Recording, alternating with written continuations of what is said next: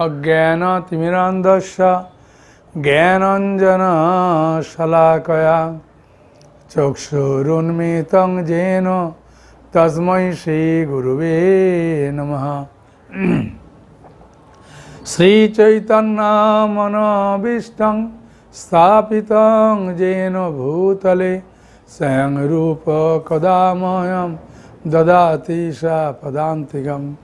वन्देऽहं श्रीगुरो श्रीयुतपदकमलं श्रीगुरुं वैष्णवांश्च श्रीरूपं साग्रजातं सहगना रघुनाथान्वितं तं सजीवं साद्वैतं सावधूतं परिजनसहितं कृष्ण चैतन्यदेवं श्रीराधा कृष्णपादान् सहगना ललिता श्रीविशाखान्वितांश्च।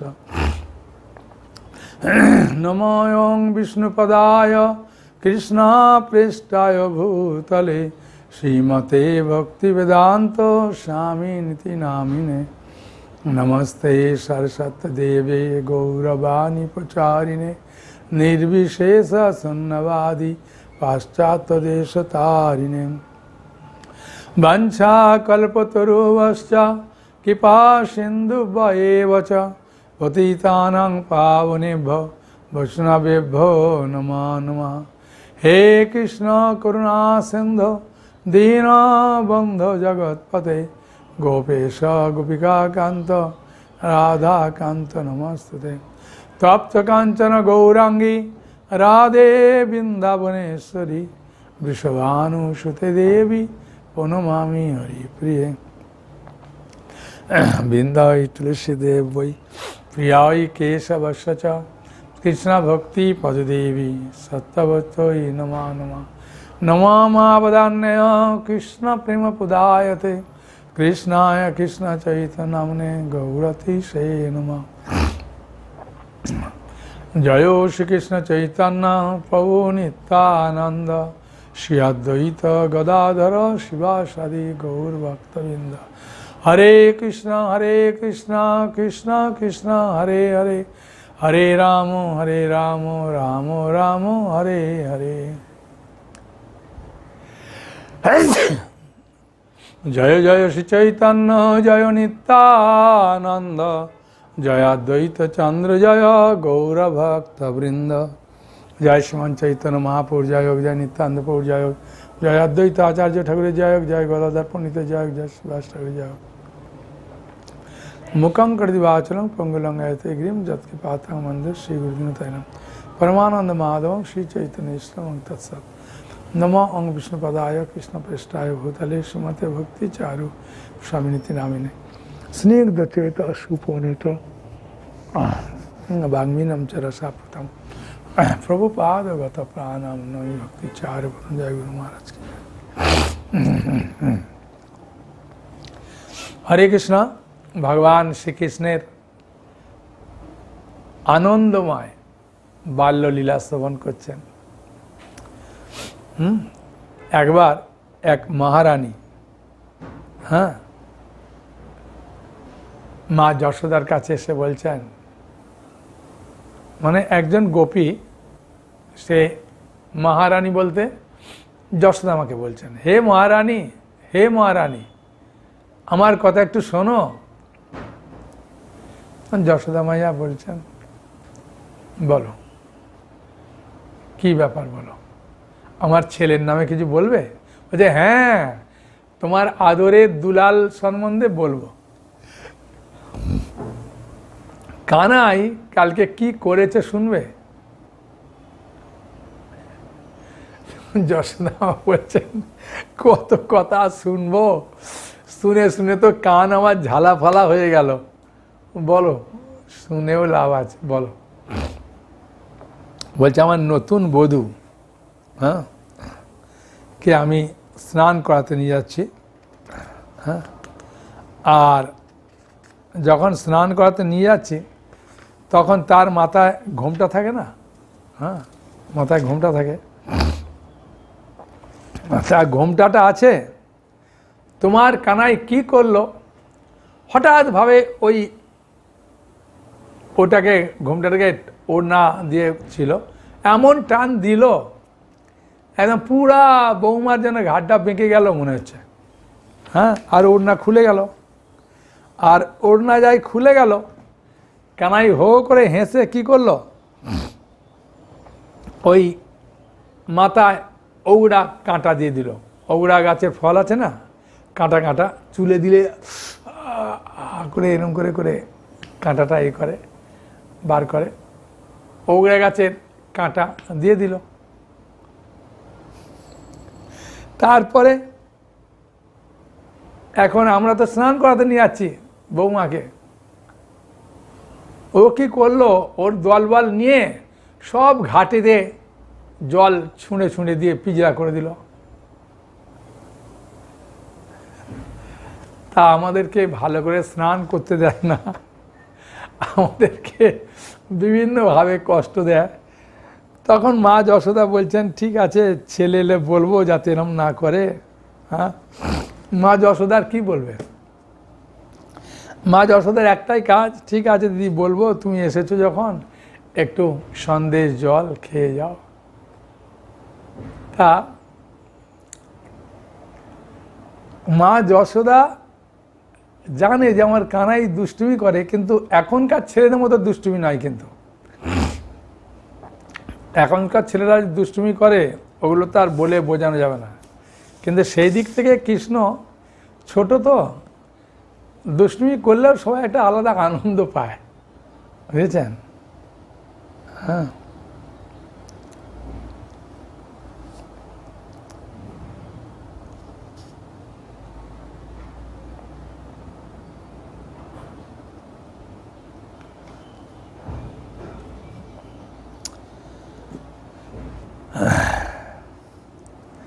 যশোদার দ্বারে গিয়ে আবার কয়েকটা গোপী গিয়ে বলছেন, মহারানী মহারানী, এই দেখো তোমার কৃষ্ণ যশোদা বাইরে এলেন। বললেন, এটাকে কৃষ্ণ নয় তো, দেখো দেখো ভালো করে দেখো, এ তোমাদের দেওরের ছেলে।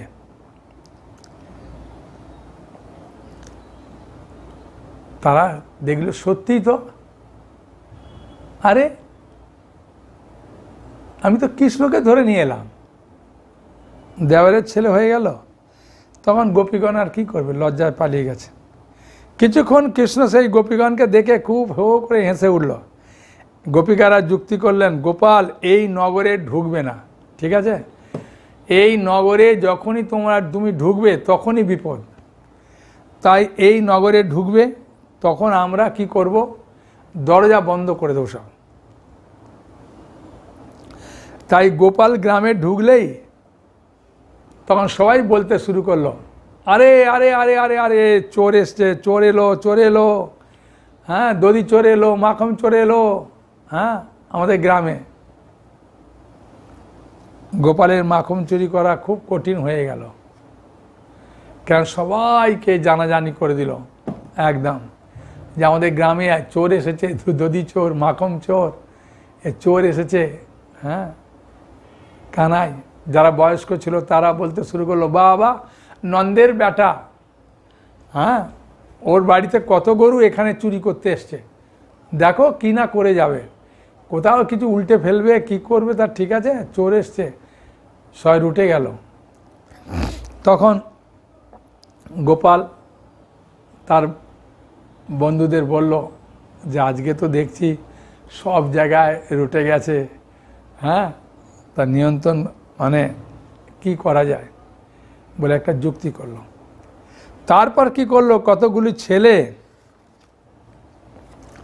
শুধুমাত্র কৌপিন পরে আর ধুলি আর কপালে গায়ে লাগিয়ে হ্যাঁ সাজলো, কতগুলো দণ্ডদাড়ি হলো। হ্যাঁ বুঝেছেন, কৃষ্ণ বুদ্ধি দিয়েছে, আর ওই বুদ্ধিতে আর কেউ আর খুঁজে পাচ্ছে না যে এর ভাই নতুন কি হলো রে গ্রামের মধ্যে। হ্যাঁ, তখন বললেন কিছুজন কপালে ধুলো টুলো লেগেছে, কৌপিন পড়েছে, কিছুজন দণ্ড ধারণ করেছে সন্ন্যাসী, কতগুলো গায়ে কেবল ভস্ম মেঘে উলঙ্গ হয়ে দিগম্বর বেশ ধারণ করেছে। মধুমঙ্গল ব্রহ্মচারী সাজায় এক গোপীর ঘরে ঢুকে, মধুমঙ্গল ব্রহ্মচারী সেজে এক গোপীর ঘরে ঢুকেছে। মাসিমা মাসিমা, হ্যাঁ, ব্রহ্মচারী হয়ে একটা গোপীর ঘরে পুরা ঢুকেছে। হ্যাঁ, ওর তো গায়ে সব পোশাক আছে। মাসিমা মাসিমা মাসিমা, একটু বের হয়ে দেখো। কি রে গোপাল, কি বলছিস? গোপাল বলল, মাসিমা, একটা কথা বলার জন্য মা তোমাদের কাছে পাঠিয়েছে।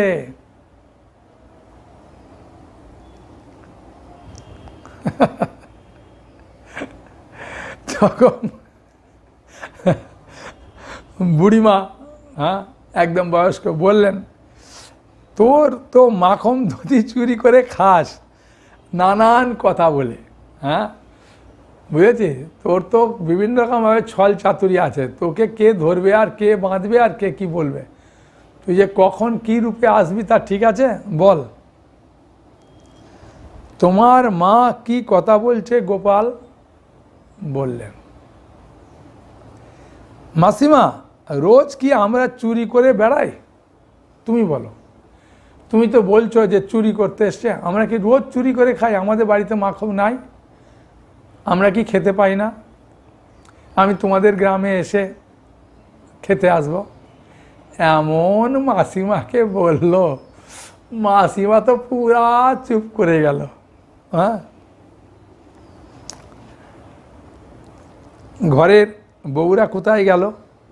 হ্যাঁ, তারা বাজারে দধি বিক্রি করতে চলে গেছে। মানে কৃষ্ণ দেখুন গিয়ে একদম সবার খোঁজ নেয়। ঘরের বউরা কোথায় গেল তা দেখতে পাচ্ছি না, কেন বুড়িমা বসে আছে না লাঠি নিয়ে, তা বলছে ওরা দধি মাখন এসব বিক্রি করতে বাজারে গেছে। তোমার মা কি বলে পাঠিয়েছে? গোপাল বললেন, আমাদের ঘরে প্রায় 400 সাধু এসেছে, তো তাই দই একটু কম পড়ে গেছে। মা বললেন, আজ 1 ভাণ্ড দিলে কাল সুদস্বরূপ 2 ভাণ্ড দেবে, একটা ভাণ্ড দিলেই হবে, আর কালকে সুদস্বরূপ 2টো ভাণ্ড দেবে তোমাকে। বুড়ি বললেন, সাধু কই? গোপাল মধুমঙ্গলকে অন্যান্য সাধুকে ডাকলেন। বারান্দাটা পুরা ভরে গেল একদম, আর বুড়িমা দেখছে, মাসি এতজন? ওরে বাবা, এতজন সাধু এসছে? বুড়ি ভালো চোখে দেখতে পায় না, ছায়া ছায়া কতগুলো গুলি ল্যাংটা ভাজম মাখা ছেলে পিলেকে দেখল। বুড়ি বললেন, এসব কীরকম সাধু? গোপাল বললেন, এসব একবারে খাঁটি সাধু, তুমি ভালো দেখতে পাচ্ছ না? একদম এর মধ্যে কোনো নকল নেই, সব একদম আসল খাঁটি সাধু একদম। বুড়ি বারান্দা ভরে গেল, মাসি এত কয়েকজন এসব দেখে বুড়ি বললে, ঘরে কয়েক ভাণ্ড দধি আছে, নিয়ে যা যা। গোপাল ঘরে ঢুকে সব দধি ভাণ্ড ওই সব সাধুদের মাথায় দিয়ে বলল, বুড়িমা, তোমার সাধু দর্শনের জন্য এসো।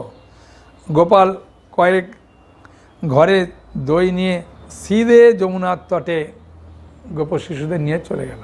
এরকম কয়েকটা বাড়িতে করেছে বিভিন্ন রকমভাবে চাল, আর ওরা বুঝতে পারেনি যে কানাই কীরকমভাবে।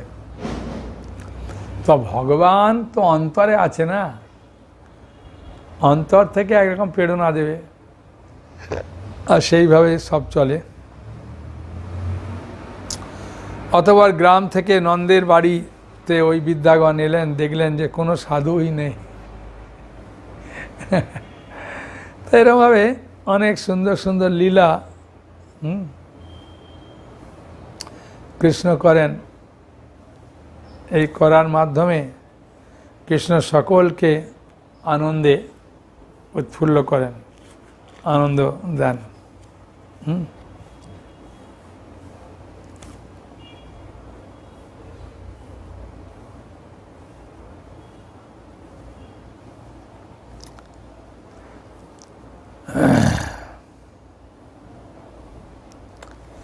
স্নেহময়ী যশোদা পুত্রের আরও কী করে সুন্দর করে লালন পালন করা যায় সর্বদাই তিনি চিন্তা করেন। আর ব্রহ্মাণ্ড ঘাটে চিন্তাহরণ শিব আছে, সেই চিন্তাহরণ শিবের কাছে তিনি মাথায় জল ঢালার সময় শিবের কাছে প্রার্থনা করেন যে শিব আমার চিন্তা দূর করো, আমার চিন্তা হচ্ছে আমার ছেলে যেন কখনো মাটি না খায়, আমার ছেলে হচ্ছে যেন কোনো অসুর আক্রমণ না করে, আমার ছেলে যেন অপরজনকে কোনো কষ্ট না দেয়।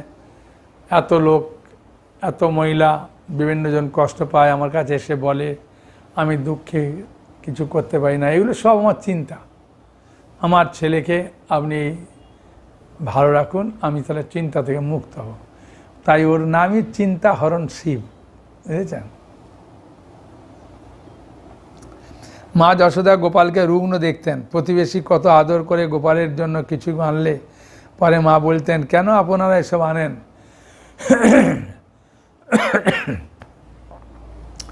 শুধু গোপিকারা কমপ্লেন দেয় না, অভিযোগ করে না, কিছু কিছু নিয়েও আসে, বিভিন্ন জিনিস, ভালো জিনিস ফেলে বলে এটা মা গোপালকে দেবে, হ্যাঁ ঠিক আছে। তা মা যশোদা জিজ্ঞাসা করেন কেন এসব আনো বাবা, হ্যাঁ এসব আনার দরকার নেই। আর গোপাল খেতে চায় না, হ্যাঁ এমনি তোমার গোপালকে কত আদর করে খাওয়াই, গোপাল এত ছোটাছুটি করে এর বাড়ি ওর বাড়ি গিয়ে খেতে যায়, হ্যাঁ ঠিকমতো খেতে পায় না, ঠিকমতো হয় না, গোপাল মা রোগা হয়ে যায়। হ্যাঁ মানে নিজের মায়ের এইরকমই চিন্তা হওয়া উচিত ছেলের প্রতি। আমার শিশুর শরীর ভালো না, যশোদা মনে করতেন গাভীরা জঙ্গলে চড়ে কত প্রকার বিষাক্ত ঘাস খায়, ওসব দুধ দইয়ের জিনিস খেলে শরীর খারাপ হয়। তাই নন্দ মহারাজ পুত্রের জন্য 8টা পুরা শক্তিশালী ঘোড়ার মতো গাভী পালতেন, তাদের সব সুগন্ধি ঘাস খাওয়াতেন, জঙ্গলে চড়তে দিতেন না। তাদের দুগ্ধের জিনিস তৈরি হলে অগ্রে নারায়ণকে অর্পণ হবে, তবে পুত্র গোপালকে খেতে দেবেন। তাহলে এখান থেকে বোঝা যাচ্ছে কি কৃষ্ণ মা যশোদা প্রত্যেকটা জিনিস আগে নারায়ণকে অফারিং করবে, অর্পণ করবে, তা প্রসাদ হিসাবে কৃষ্ণই খাবে, বুঝলেন। তাহলে কৃষ্ণ প্রসাদ খায়, হ্যাঁ স্বয়ং কৃষ্ণ তিনিও নারায়ণের মা যশোদার ভাব যে আমার ছেলেকে এমনি খাওয়ালে অসুবিধা আছে, যা কিছু খাওয়াবো যদি ভোগ লাগাবো নারায়ণ ওটা নষ্ট করে দেবে, তারপরে খাওয়াবো। এমনভাবে নন্দ মহারাজ গোপালকে লালন পালন করতেন, তারা স্নেহ বই আর কিছুই জানতেন না, মানে স্নেহ বশবর্তী হয়ে, কেন বললাম না বহুদিন পরে একটি কানাই হয়েছে না। এমনিতে যে বাবা মার অনেক দিন বাদে কোনো সন্তান হয়, সেই বাবা মা তার সন্তানকে খুব ভালোবাসে।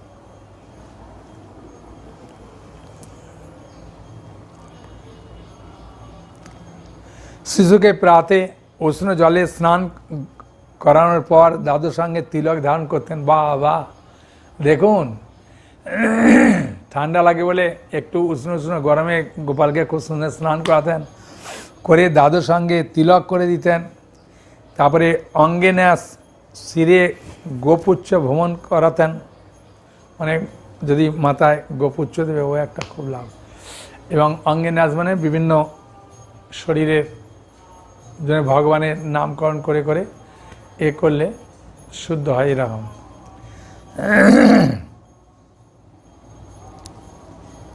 পবিত্র পর নারায়ণ মন্দিরে মঙ্গল আরতি দর্শন, দণ্ডবাদ, মঙ্গল আরতি, নারায়ণের মন্দিরে মঙ্গল আরতি দর্শন, তারপরে দণ্ডবাদ পরিক্রমা নারায়ণের অর্পিত অবশেষ শিশুকে দিতেন, নারায়ণকে কিছু অর্পণ করে তারপর শিশুকে দিতেন। যশোদা মা নন্দ বাবা পরম সধর্মশীলা ছিলেন, তাদের এবংবিধ সধর্ম ভক্তি আচরণে ভগবান পুত্ররূপে এসে তাদের আনন্দদান করছেন। ব্রজধামে একসময় কৃষ্ণের জন্মের সঙ্গে সঙ্গে বহু শিশুর জন্ম হয়েছিল। হ্যাঁ কৃষ্ণের জন্মের সঙ্গে সঙ্গে বহু শিশুর জন্ম হয়েছিল, কেন তারা সব কৃষ্ণের সখা হবে। হ্যাঁ, সেই জন্য সকলেই কৃষ্ণের সম বয়সী ছিলেন।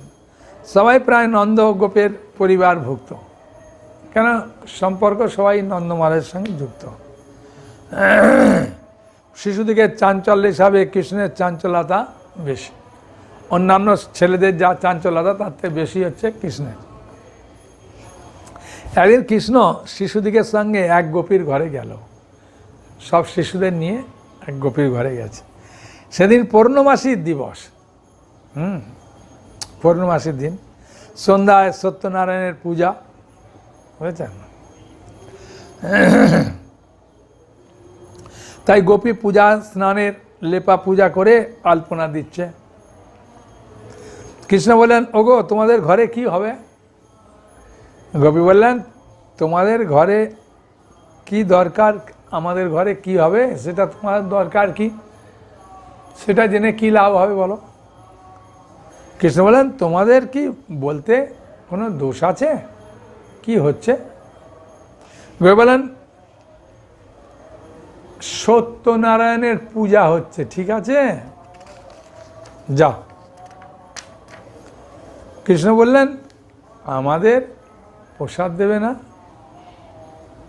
গোপী বললেন, এখন প্রসাদ কিসে, পূজাই হলো না তো প্রসাদটা হবে কি করে? পূজা সন্ধ্যার সময়, এখন চলে যাও।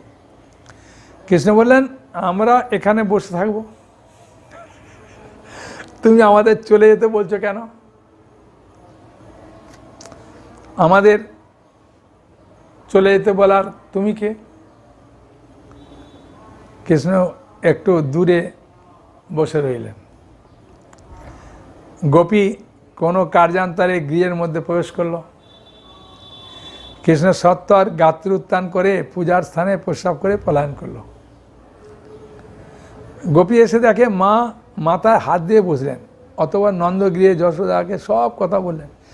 দিদি কি করে ভগবান একটি দিয়েছেন, শিশুর জন্ম থেকে মাথায় গোলমাল। মা যশোদা কি বলবে, বলছে ছেলে একটা আমাকে ভগবান দিয়েছে, জন্ম থেকে মাথার গঠন, তা কী করবো, তোমার ঘরে এরকমভাবে পেশাব করে দিয়ে এসেছে, এখন কি করা যায়? হ্যাঁ, তখন সঙ্গে সঙ্গে মা যশোদা ধনিষ্ঠাকে ডাকলেন। ধনিষ্ঠা হচ্ছে ওদের দাসী, খুব ওস্তাদ, খুব এক্সপার্ট, হ্যাঁ খুব এক্সপার্ট। তখন ধনিষ্ঠাকে বলছেন, ওই সংস্কার করে গোময় গোবর দিয়ে শুদ্ধিপূর্বক নতুন ঘর ঠিক করে তাড়াতাড়ি দিয়ে এসো, যাও যাও যাও। কানাই এরকম করেছে, যিনি পরম পবিত্র শুচিতম, তার কি অপূর্ব এইসব লীলা আছে, কিন্তু খুব সুন্দরভাবে করে দিলেন। করে দেওয়ার পরে যখন ওই পূজারি এসেছেন, আসার পরে বলছেন, বাহ তোমার পূজাটাই সব থেকে ভালো হবে, আর তোমার পূজার সাজকরণগুলো এত সুন্দরভাবে সব সাজিয়ে রেখেছো, আমায় আর নতুন কিছু করতে হলো না। অন্য বাড়িতে পূজা করতে আমার 1.5-2 ঘন্টা লাগলো, তোমার বাড়িতে আধা ঘন্টা লাগবে না। আমি খুব খুশি তোমার সব কিছু দেখে, এত সুন্দর সাজিয়ে রেখেছো, এত সুন্দর ঘর, এত সুন্দর কোনটা কোন দিকে রাখতে হয় রাখতে হয়। হ্যাঁ, কে করেছে, কে তুমি করেছো? বলছে না না যশোদা, ও ধনিষ্ঠা, ওরে বাবা ও তো খুব এক্সপার্ট, খুব ভালো হয়েছে।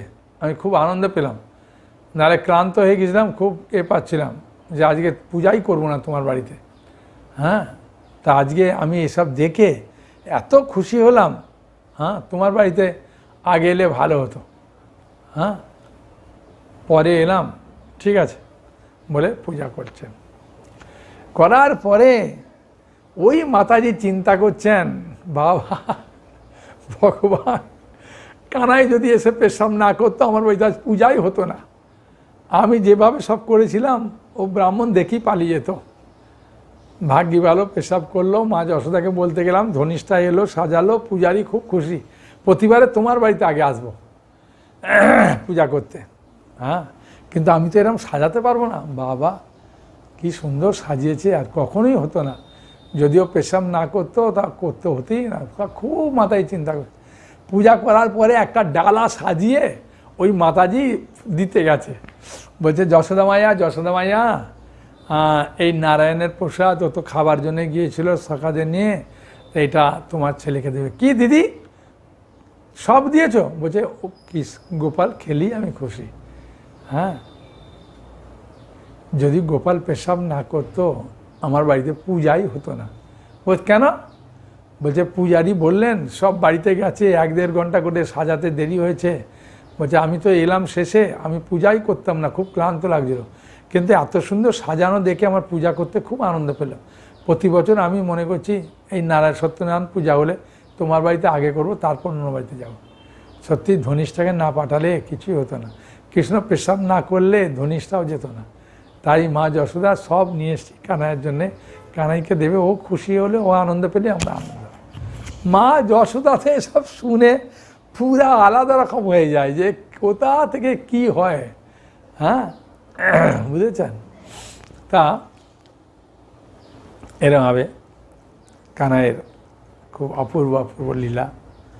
হ্যাঁ, এখন কানাই যে লীলাবিলাস করছে,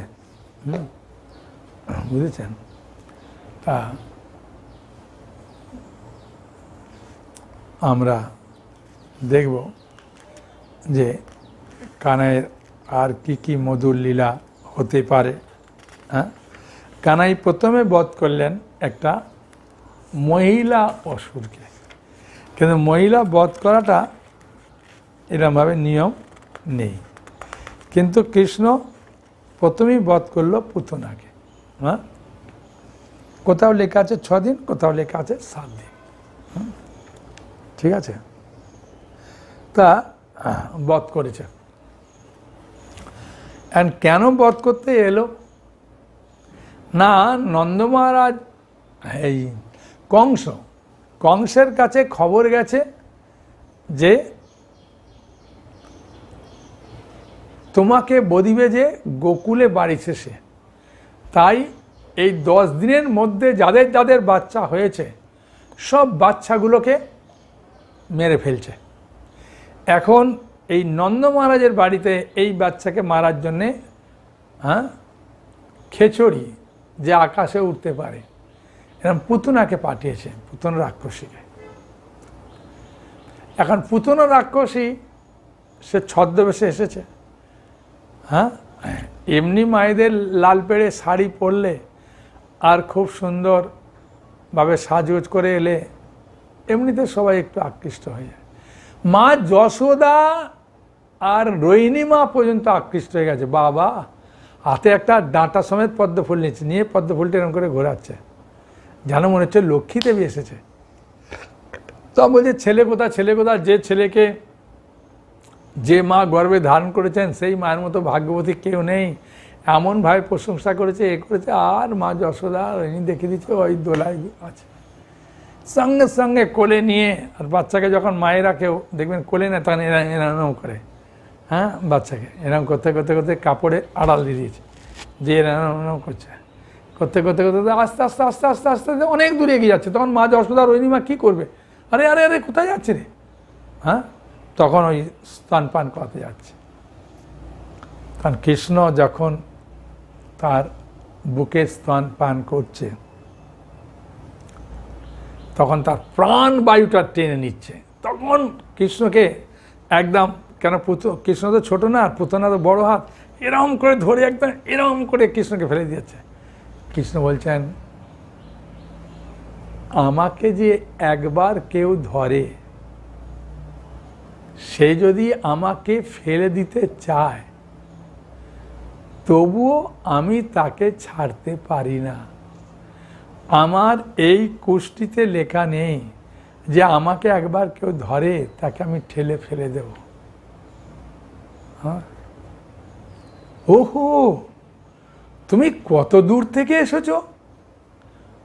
বাবা, মথুরা থেকে এসেছো, আর এত সুন্দর সাজগোজ করে এসেছো, হাতে একটা পদ্ম ফুল নিয়ে ঘোরাতে ঘোরাতে এসেছো। হা হা, তুমি আমাকে কিনা ভালোবাসো, হা হা, হ্যাঁ, তুমি আমাকে কোলে করেছো আর দুধ পান করার ইচ্ছা করেছো। বাবা, দুধ পান করার ইচ্ছা তো সবাইয়ের হয় না, একমাত্র মায়েরই হয় দুধ পান করাবার তার ছেলেকে ইচ্ছা।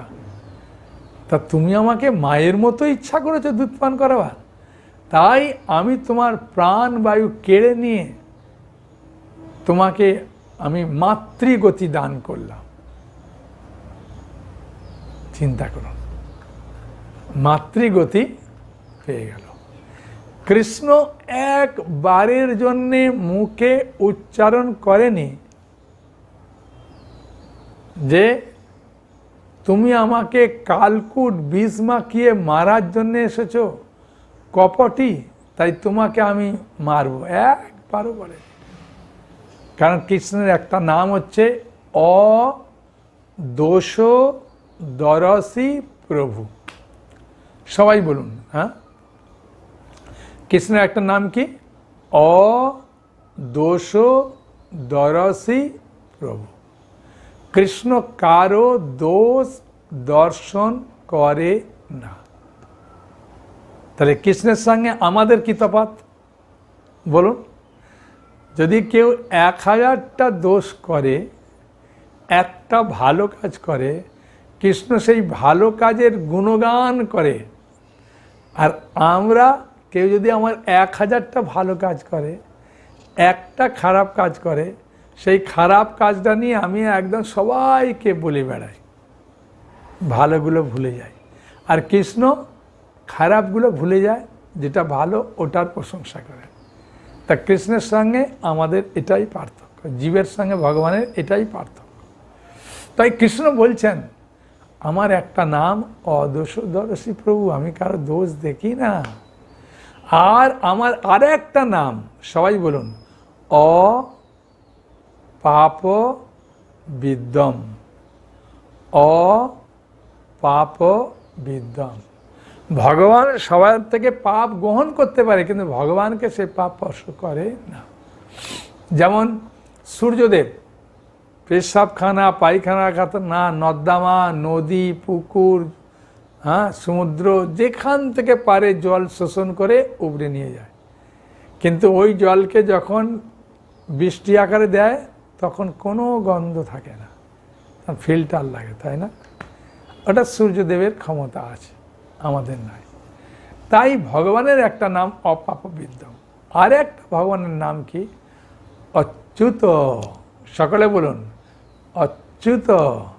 ভগবানকে যদি কেউ কোনো কিছু দেওয়ার ইচ্ছা করেছে, ভগবান তার প্রতিদান দিতে কখনো ভুলে যান না। বুঝেছেন? ভগবানকে যদি কেউ দেওয়ার ইচ্ছা করে, ভগবান তার প্রতিদান দিতে ভুলে যান না। ভগবানের একটা নাম হচ্ছে অচ্যুত। তাই সেই ভগবানের আরাধনা যদি আমরা করি, অর্থাৎ ঈশ্বর পরমকৃষ্ণ সচ্চিদানন্দ বিগ্রহ অনাদি আদি গোবিন্দ সর্বকারণ কারণম, সেই কৃষ্ণের যদি আমরা আরাধনা করি, তাহলে আমাদের কি না মঙ্গল হবে, তাই না? এখন প্রশ্ন করবেন, প্রভু আমরা কিভাবে আরাধনা করব? না, কৃষ্ণের কিভাবে আরাধনা করতে হবে সেই পন্থা শ্রীমন চৈতন্য মহাপ্রভু তিনি নিজের হাতে দেখিয়েছেন। হরে কৃষ্ণ কৃষ্ণ কৃষ্ণ হরে হরে, হরে রাম রাম রাম হরে হরে।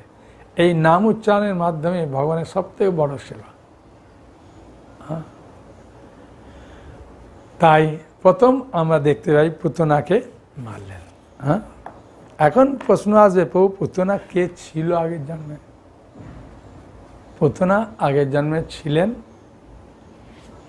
বলি মহারাজের মেয়ে।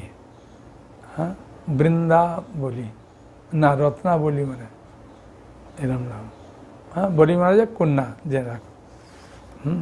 বুঝেছেন?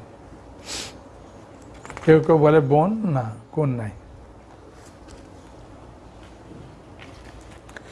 তবে কৃষ্ণ যখন এই পুতনাকে মারে তখন কৃষ্ণ তার চোখ দুটো বন্ধ করে দিয়েছিল। ইস, প্রথমে আমি মহিলাকে মারছি, মহিলাকে মারা উচিত না, তারপরে এরকম আসরিক ভাব নিয়ে এসেছে, ওকে মারছি। হ্যাঁ, এইভাবে তারপরে প্রচুর ক্রোধ চলে আসছে, মহা ক্রোধে মারছি, তাই চোখ বন্ধ করলেন। হ্যাঁ, এরকম কয়েকটা কারণে কৃষ্ণ তার চোখ বন্ধ করে কিছু মেরেছিল।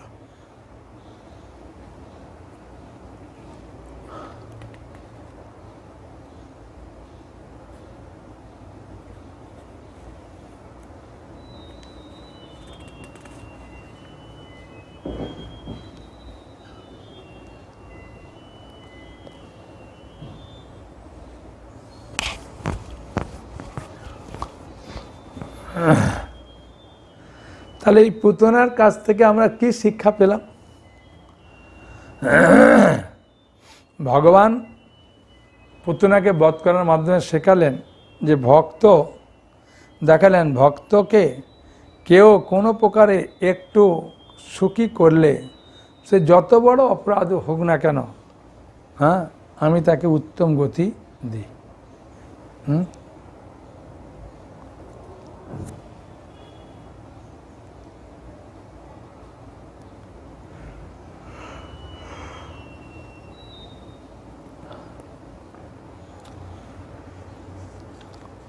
ঠিক আছে।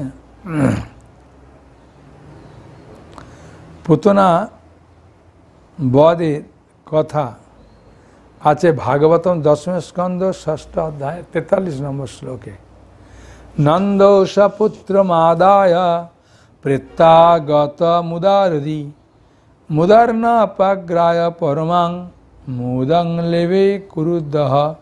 হে কুরুশ্রেষ্ঠ, হে পরীক্ষিত, পরম ধর্মাত্মা মহারাজ নন্দ মহারাজ মৃত্যুমুখ হতে পুরাণাগত নিজ পুত্র কোলে করে মস্তকে ঘ্রাণ করতে করতে পরমানন্দ লাভ করলেন। ভক্তি প্রসাদ পুরী গুরু রূপে অবতরী মোরে কৃপা করিলা অপার। তাঁর পাদ পদ্ম স্মরি ভাগবত গ্রন্থ ধরি কৃষ্ণলীলা গান যে আমার। এই দিন হরিজন মূর্খ দুরজন হন তবু হৃদি করি বড় আস। গাইল গোবিন্দ গান যা শ্রবণে ভবত্রাণ শুনো সাধু করিয়া বিশ্বাস। বলছেন গাইল গোবিন্দ গান যা শ্রবণে ভবত্রাণ শুনো সাধু করিয়া বিশ্বাস। তারপরে কংস চিন্তা করলেন, আর পুতনাকে কোথায় মারলেন জানেন? মেরে ফেললো একবারে কংসের ওধারে। কেন, ওই নগরে ফেললে তো অনেক লোকজন ঘর বাড়ি ভেঙে যাবে, তাই এমন জায়গায় ফেলেছে। গোকুলবাসীগণ চিন্তা করলেন, আরে এত বড় অসুর আমাদের কৃষ্ণকে মারার জন্য এসেছে, যাক মারা গেছে, ভালো হয়েছে বাবা, তা একে পুড়িয়ে দিই। কিন্তু কৃষ্ণের এই পুতনা দেহতে এত বড়, মানে সহজে জ্বালাবে সেরকম বন্দোবস্ত নেই, তাই বিভিন্ন অঙ্গ কেটে কেটে পোড়াচ্ছে। আর যখন কৃষ্ণকে যেহেতু স্পর্শ করেছে, কৃষ্ণ যেহেতু স্থান পান করেছে, সেখানে ও যখন ওটা কাটছে তখন একটা গন্ধ বেরোচ্ছে খুব সুন্দর, যখন পোড়াচ্ছে তখন চন্দনের গন্ধের মতো গন্ধ বেরোচ্ছে। আর ওই দিন নন্দ মহারাজ গিয়েছিলেন মথুরায়, কর দিতে গিয়েছিলেন, হ্যাঁ, কংসের কাছে ট্যাক্স দিয়ে ফিরে আসার সময় তিনি এরম গন্ধ শুনছে, এরম হইচই শুনছেন, তখন চিন্তা করেন নিশ্চয়ই কোনো বিপদ এসছে। তারপরে যখন এসে শুনলেন তখন বললেন, ও আচ্ছা, শকট ভঞ্জন। অত নন্দ যশোদা, এই শকট মানে হচ্ছে গরুর গাড়ি, সহজ কথা। তখন পুতনাকে মারার পরে এই অসুরকে যখন পাঠালো, অসুর তখন চিন্তা করলেন, ও এরম শরীর ধারণ করে গেছে বলে মারলো, আমি এখন শরীর ধারণ ছাড়া অন্যভাবে যাব, তাহলে মারবে কী করে? হ্যাঁ, তাই তিনি শকটাসুর, শকট অর্থাৎ গরু গাড়ির উপরে চাপ দিয়ে তাকে মারতে গিয়েছিলেন।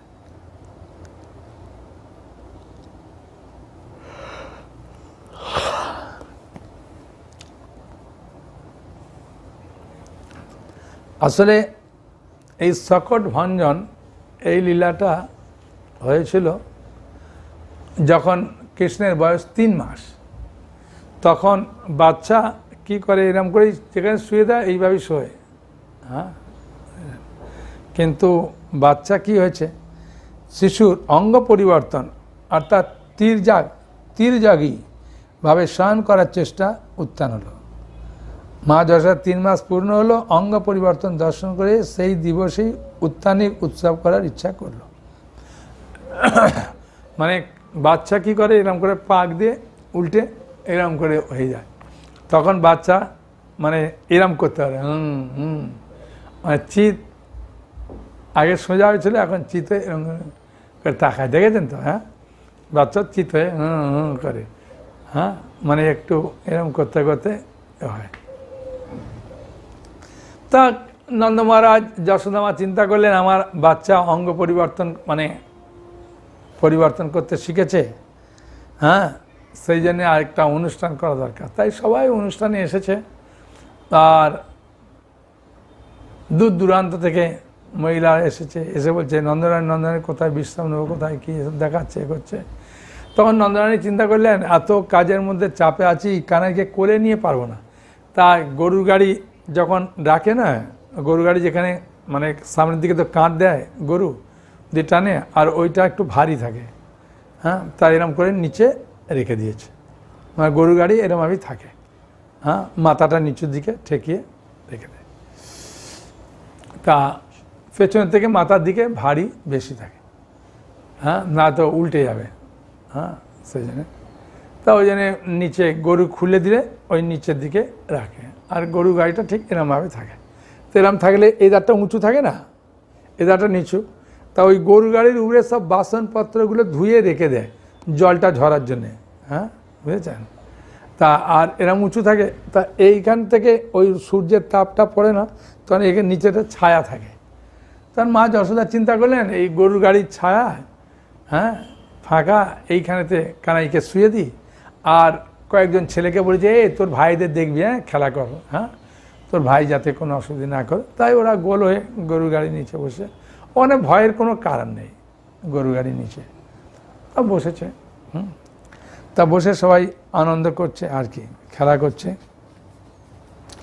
আর মা যশোদা যাদেরকে নেমন্তন্ন করেছিল তাদেরকে আপ্যায়ন করে বাড়িতে নিয়ে আসছে, একটু জল মিষ্টি খেতে দিচ্ছে। অন্যদিকে বাদ্যবাদকেরা নর্তকরা খুব আনন্দ করছে, হ্যাঁ, বুঝলেন? নূপুরের এই নন্দপুরে তুমুল আনন্দের ধ্বনি চলছে, খুব আনন্দ চলছে। নৃত্য গীত থেকে আরম্ভ করে বাদ্যবাদকরা বাজাচ্ছেন, মা যশোদা বহু মহিলারা আসছেন, তাদেরকে আনন্দে কথা বলছেন, মিষ্টি খেতে দিচ্ছেন, নিয়ে দিচ্ছেন, হ্যাঁ। সবাই কানাই কানাই কথা জিজ্ঞাসা বলে, কানাই ঘুমাচ্ছে, পরে দেখব। ব্রাহ্মণগণ স্বস্তি বচন করছেন, যথাবিধ বিধান অনুসারে স্নান আদি অভিষেক কর্ম করলেন। তার বালককে নতুন উত্তম বস্ত্রে সজ্জিত করলেন, হ্যাঁ। ব্রাহ্মণগণ সস্তায়ন কর্ম সম্পাদন করলেন। তারপরে মা গোপালকে স্তনপান করলেন। তদন্তর কৃষ্ণ নিদ্রাবেশে নয়ন যুগল মুদ্রিত করলেন। তারপর কৃষ্ণ, হ্যাঁ, নিদ্রাবেশে নয়ন যুগল পুরা বন্ধ করে দিয়েছে। তার বালক গোপালকে গৃহের বৃহৎ বারান্দা একটা উচ্চ শকটের নিম্নে ছোট পালঙ্কের মধ্যে শয়ন করিয়ে রাখালেন। কতিপয় শিশুকে তথায় খেলতে বললেন, অন্যান্য ছেলেদের বলে তোমরা এখানে খেলা করো, তোমার ভাইয়ের যাতে কোনো অসুবিধা না হয়, ঠিক আছে? তখন ওরা বললো হ্যাঁ ঠিক আছে। তা খেলছে।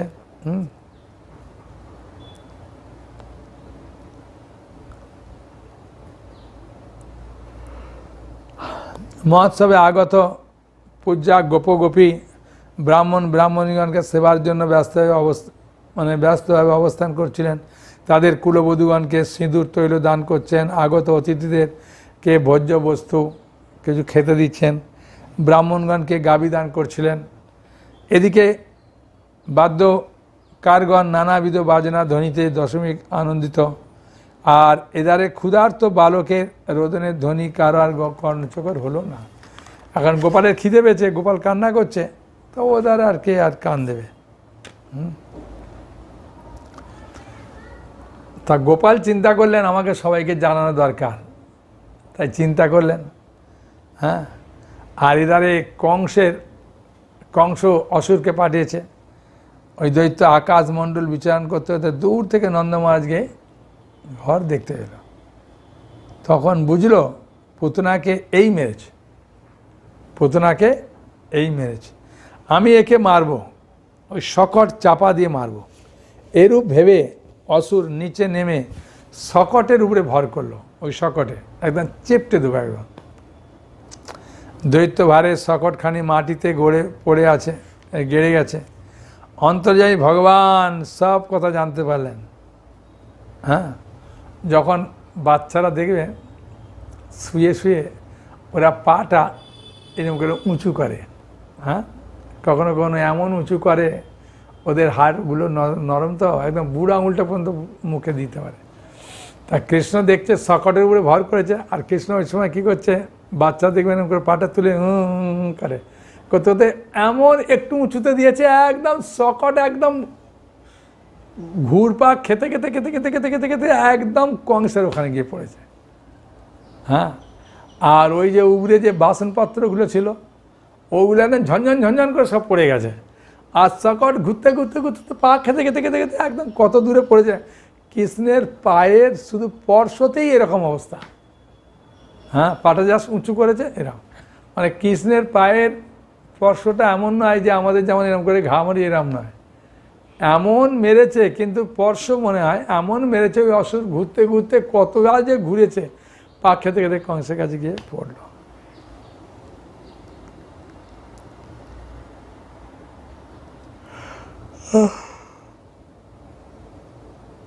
গাড়িটা পুরা চুরমার হয়ে গেল।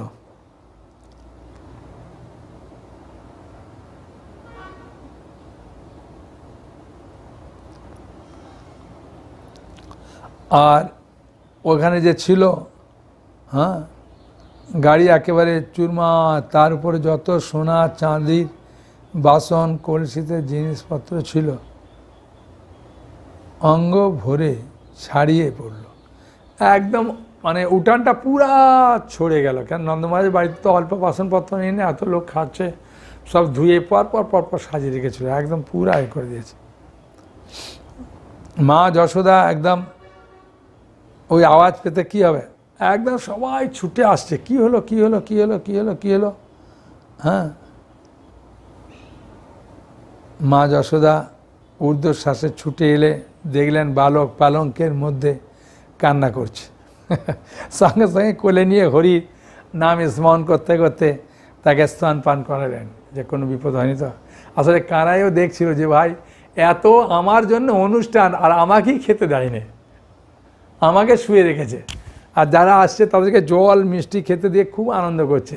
হ্যাঁ, আমার অনুষ্ঠানে কমসে কম আমাকে খাওয়া। হ্যাঁ, যেমন যখন বিয়ে হয় দেখবেন সবাই আনন্দে খায়, যে বর বউ ওরা নাকি উপবাস থাকতে হয়।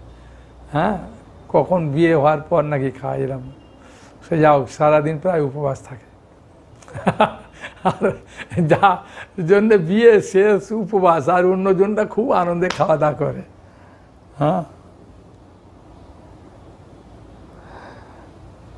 তা শ্রী নন্দ এবং শ্রেষ্ঠ গোপগণ কি অত বড় বড় শকটখানি ভেঙে পড়লো, কে সব করলো, অনুসন্ধান করতে লাগলেন। তথা অনুসন্ধান করতে জানতে পারলেন কয়েকটা বালক মাত্র খেলছে। গোপগণ তাদের ডেকে জিজ্ঞাসা করলো, গাড়ি কে ভাঙলো রে? তারাও কিছু বুঝতে পারে না। তাদের মধ্যে একটু বয়স্ক একজন তোতলা ছিল বালক। হ্যাঁ, সে বলতে শুরু করলো, হ্যাঁ, যে গোপাল পা দিয়ে ভেঙেছে, কিন্তু তো তোদলা তো কি যেন বলছে। হ্যাঁ, সে তোদলা ও প প প প প সু সু সু সু গ গ গ গ গ হং। হ্যাঁ, মানে তোদলা সে এমনভাবে বলছে ভাবা ভাবা পা পা পা মানে পাটা ছুঁড়ে দিয়েছে তো, আর গোপাল তো ভাই হয়, সেটা বলছে ভাই পাটা এরকম করে করলো, এরকম করেছে আর একদম ছুঁড়ে পড়েছে, মানে ওটা এমন যখন বলছে তখন সবাই হো করে হেসে উঠলো, দৌড় তোর ভাইয়ের কি শক্তি আছে রে, হ্যাঁ, যেই গরুর গাড়িটাকে ছুঁড়ে ফেলে দেবে, হ্যাঁ, তোর পায়ের বাবা, তোর ভাইয়ের গায়ে কি শক্তি আছে যে একটা গরুর পাটা তুলতেই গরু গাড়িটা এরকম হবে। কেউ আর বিশ্বাস করতে পারলো না, বুঝেছেন? সবাই হাসতে লাগলো। অন্য বিষয়ের কথা দূরে থাকুক, দেবতারাও বিস্ময়ান্বিত হলো। প্রভু শ্রীরামচন্দ্র ধনুর্ভার ধারণ করে যেরূপ মহামা দৈত্য রাক্ষসদের বধ করেছিলেন, আর মাত্র 3 মাসের শিশু পদাঘাতী অত বড় অসুরটাকে বধ করে দিলেন। কৃষ্ণের বীর্য বল সর্বাধিক অচিন্ত রূপ। তারপর নন্দ মহারাজ এবং যশোদা পুনর্বার শিশুকে সস্তায়ন করলেন, মন্ত্রবিদা ব্রাহ্মণকে আহ্বান করে ঝাড়া ফুকাদি করলেন। এবার নাম হলো সকট ভঞ্জন গোপাল। কি নাম হলো? সকট ভঞ্জন গোপাল।